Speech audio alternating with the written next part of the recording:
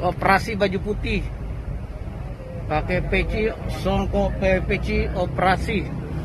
Seluruh yang pakai baju putih dikejar habis, mundur. Jakarta mengejar pemakai topi haji dan baju putih. Nah, jadi kalau di Jakarta sekarang yang pakai baju koko begini dikejar.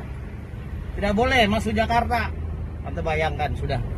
Pakai baju koko, pakai songkok peci, dikejar. Keluar dari Menteng, keluar dari sana. Ya, itulah negara bangsa kita sekarang.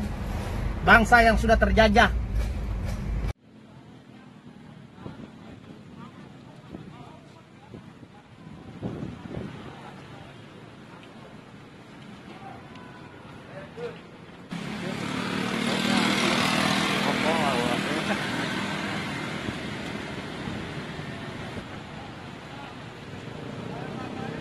Anda ditangkapin.